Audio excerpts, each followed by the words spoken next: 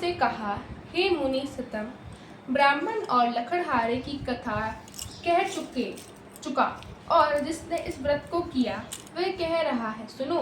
प्राचीन समय में उल्कामुख नाम का एक राजा था। वह राजा जितेंद्र, सत्यवादी और देव मंदिर में प्रतिदिन जाने वाला था। वह देवालय में जाकर ब्राह्मणों को इतना दान देता था कि ब्राह्मण संतुष्ट हो जाते थे। उल्कामुख राजा की पत्नी कमल की तुल्य मुख वाली सती थी। सती वह इस प्रकार की थी, एके धर्म में एक व्रत नेमा, काय वचन मन प्रतिपद प्रेमा। पर धनी लोग कहते थे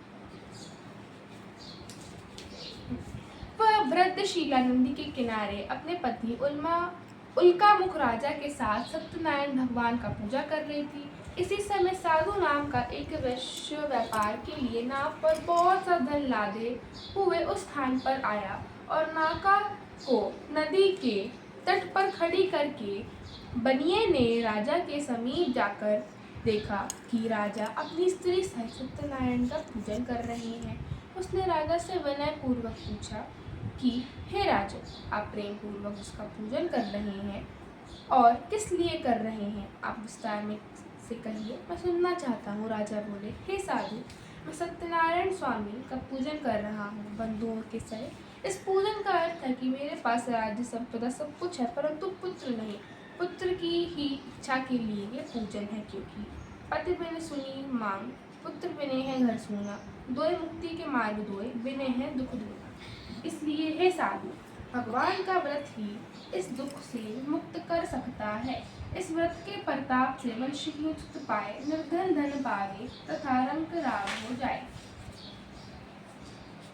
काली करे आज करे सो अब, पल में प्रलय हो गयो, बहुरी करोगे कब।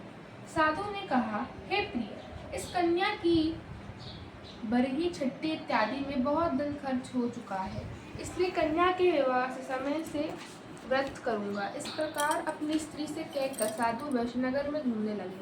भगवान की कृपा से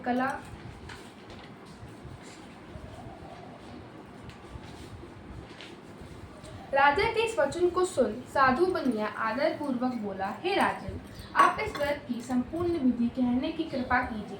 मैं भी इस व्रत को करूंगा, क्योंकि मेरे भी कोई संतान नहीं है, इसलिए मैं भी इस व्रत को निश्चय ही करूंगा। इस प्रकार बनिए की बात सुनकर राजा ने सब विधि जैसा कि पूर्व कथित है उससे कहा। साधु वैश्य राजा से सब विधि सुनकर व्यापार से निवृत्त होकर आनंद पूर्वक अपने घर आया। साधु ने घर पर आकर अपनी स्त्री से कहा, हे प्रिय, पुत्र देने वाला एक व्रत मैं उल्लामुख राजा के सुनकर आया। उल्कामुख राजा सुन के आया हूँ।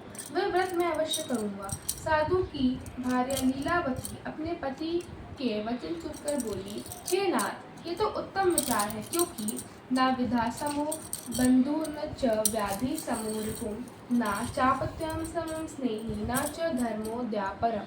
हे स्वामी, कल प्रातः काल ही यह व्रत किया जाए। बनिया बोला, अभी व्यर्थ में तो क्यों धन नष्टि करोगी, जब संतान होगी तब पूजन किया जाएगा।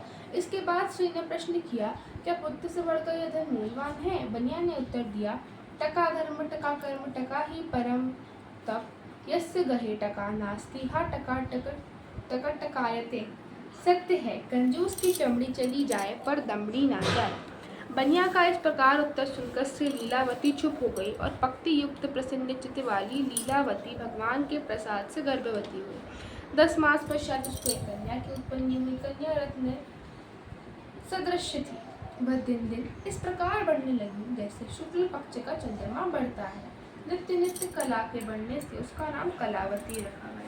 उसके बाद लीलावती अपने पति से मृत्यु विष्णु में बोली, हे स्वामी, आपने संकल्प किया था कि संतान होने पर सत्यनारायण का पूजन करूंगा, क्या वह ना करोगे, क्योंकि कबीर दास जी ने कहा है कि कल करे सो आज कर, आज करे सो अब, पल में परिचय होंगे, बहुरी करोगे अब। साधु ने कहा, हे प्रिय, इस कन्या की बरही, छट्टी इत्यादि में तो बहुत धन खर्च हो चुका है, इसलिए कन्या के विवाह के समय यह व्रत करूंगा। इस प्रकार अपनी स्त्री से कहकर साधु वैश्यनगर में घूमने चले गया। भगवान की कृपा से कलावती कला बढ़ती हुई अल्पकाल में ही पिता के घर में सयानी हो गई। एक दिन साधु ने अपनी सहेलियों के साथ घूमती हुई नगर में कलावती कन्या को देखा। विचार किया कि कन्या विवाह के योग्य हो गई है, तब दूतों को बुलाकर कहा, मेरी कन्या के लिए सुंदर श्रेष्ठ वर खोज कर ले आओ। साधु वैश्य की आज्ञा पाकर दूत लोग कांचन नगर को गए। उस नगर में दूतों ने एक वैश्य पुत्र को देखा जो सुंदर और शुभ गुणों से युक्त था। एक लड़का जाति का कुलीन था। उसे लाकर दूत बोले, हे स्वामी, ये बालक शिक्षित, सुंदर और सुशील, निरोगित भी यह वैश्य कुमार है। वंश कुलीन तथा धन्यवान अनेक सुशासन पे अधिकार है, जाति में मान महान है, शक्ति में और पिता का बड़ा व्यापार है। ये दुर्लभ कर है, जग में कवि चंचल का ये सत्य विचार है। दूतों के मुख से ये वचन सुन साधु बनिया ने अपनी कन्या का विवाह विधि विधान से उस वैश्य पुत्र के साथ कर दिया। कन्या के विवाह के समय भी दुर्भाग्यवश बनिया सत्यनारायण का उत्तम व्रत करना भूल गया। भगवान उसकी इस नीचता पर बहुत रुष्ट हुए। व्यापार में कुशल साधु बनिया ने विवाह करने के बाद निश्चय किया कि व्यापार लिए अब कहीं चलना चाहिए। अतः दामाद को साथ लेकर वह व्यापार के लिए घर से निकला और